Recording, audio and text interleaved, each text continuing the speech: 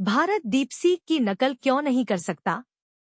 ऐतिहासिक अवसर की खिड़की बंद हो चुकी है। अब चीन को पकड़ना कठिन है। डीपसीक की लोकप्रियता का कारण यह है कि इसे छोटे और मध्यम आकार की टीमों के साथ साथ व्यक्तियों के लिए निःशुल्क उपलब्ध कराया गया है और यह एक ओपन सोर्स मॉडल है और इसका प्रदर्शन ओपनएआई के नवीनतम मॉडल के बराबर है। कृपया इन दो शर्तों को ध्यान में रखें। पहला, इसका प्रदर्शन उत्कृष्ट है और दूसरा, यह निःशुल्क और ओपन सोर्स है।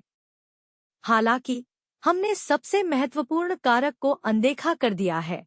यह इन मानकों को पूरा करने वाला पहला ओपन सोर्स मॉडल है। अगर हम ओपनएआई के जीपीटी की तुलना एप्पल आईओएस से करें, तो डीपसीक को गूगल एंड्रॉयड के रूप में देखा जा सकता है।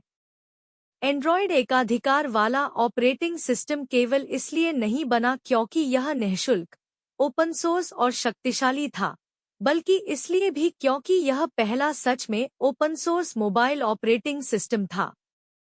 वावे वर्तमान में अपने हार्मनीओएस को बढ़ावा दे रहा है, लेकिन भले ही वावे का चीन में विशाल बाजार है, फिर भी एंड्रॉयड को पकड़ने के लिए आवश्यक समय और लागत की गणना नहीं की जा सकती।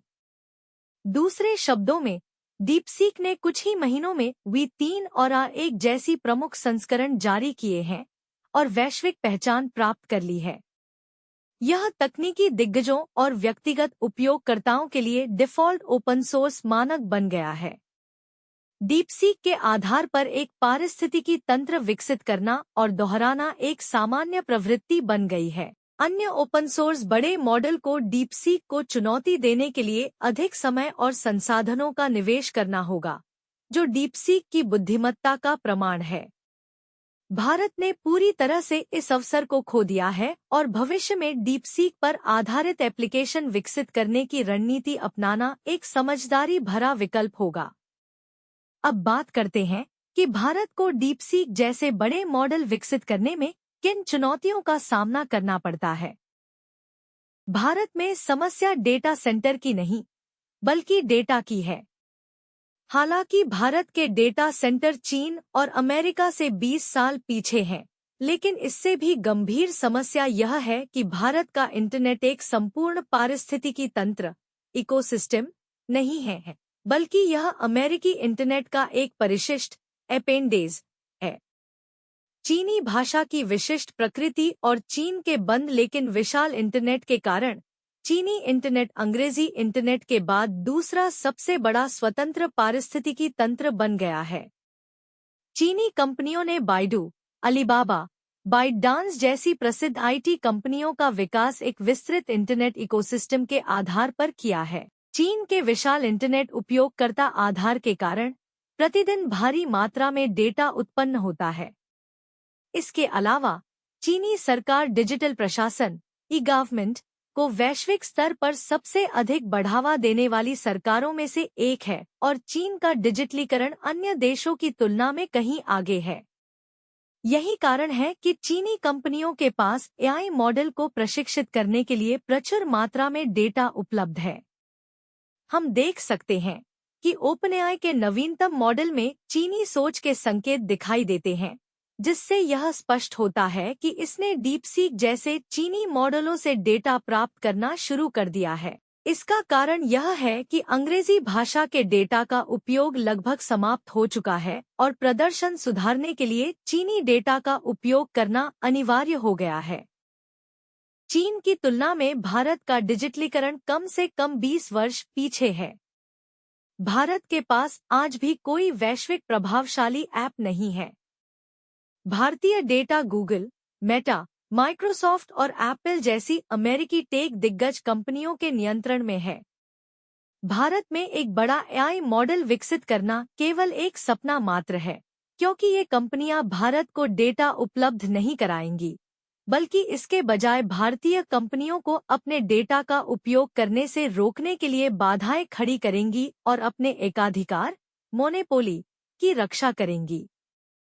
दूसरे शब्दों में, भारतीय डेटा भारत के नियंत्रण में नहीं है।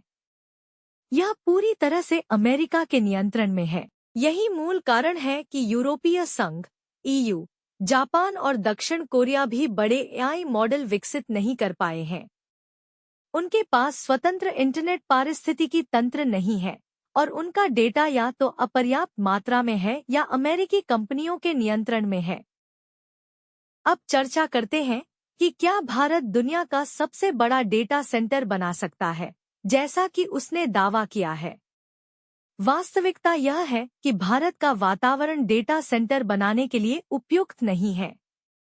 डेटा सेंटर को विशाल मात्रा में बिजली और जल संसाधनों की आवश्यकता होती है और उन्हें तापमान, टेम्परेचर और आर्द्रता, ह्यूमिडिटी के लिए उच्च मानकों की आवश्यकता होती है। भारत उष्णकटिबंधीय ट्रॉपिकल क्षेत्र में स्थित है, जहां का मौसम गर्म और आर्द्र ह्यूमिड होता है। भारत की बिजली अवसंरचना पावर इंफ्रास्ट्रक्चर कमजोर है और गंभीर जल प्रदूषण जैसी समस्याएं हैं। एक बड़ा डेटा सेंटर बनाना और बनाए रखना केवल कंपनियों के निवेश से संभव नहीं होगा, बल्कि इसमें केंद्र और राज्य सरकारों की मजबूत नीतियों की भी आवश्यकता होगी। अगर भारत एक बड़ा डेटा सेंटर बना भी ले, तो उपयोगकर्ता कौन होंगे?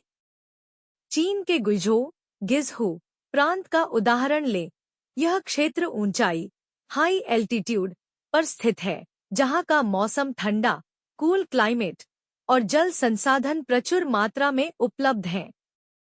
चीनी सरकार ने रेल, राजमार्ग, हाईवे, जलविद्युत संयंत्र, हाइड्रो पावर स्टेशन, 5G और क्लाउड कंप्यूटिंग में भारी निवेश किया है। इसके विपरीत भारत में इसी तरह का डेटा सेंटर विकसित करने में कई चुनौतियां हैं। एक, कौन बुनियादी ढांचे, परिधीय अवसंरचना में निवेश करेगा? सस्ती बिजली और दूरसंचार, टेलीकॉम सेवाओं में निवेश कौन करेगा? क्या भारत सरकार या देश के सबसे अमीर व्यक्ति मुकेश अंबानी और उनकी टेलीकॉम कंपनी दीर्घकालिक लॉन्ग टर्म में भारी नुकसान सहन करने की क्षमता रखते हैं? 2, स्थिर ग्राहक स्टेबल क्लाइंट कहां से मिलेंगे? भारत के पास बड़ी घरेलू आईटी कंपनियां नहीं हैं। अमेरिकी कंपनियां अपने डेटा को भारत में संग्रहित, स्टोर करने की संभावना नहीं रखेंगी। भारत के पास बड़े डेटा सेंटर के निर्माण के लिए न तो आवश्यक प्राकृतिक स्थितियां हैं और न ही इसके अस्तित्व, सर्वाइवल के लिए आवश्यक पारिस्थितिकी तंत्र, इकोसिस्टम। भारत डीपसीक जैसे मॉडल की नकल नहीं कर सकता क्योंकि अवसर की खिड़की पहले ही बंद हो चुकी है। चीन के साथ पकड़ पाना अब बहुत कठिन है। भारत के पास स्वतंत्र इंटरनेट इकोसिस्टम और डेटा की कमी के कारण बड़े एआई मॉडल विकसित करने की संभावना बहुत कम है।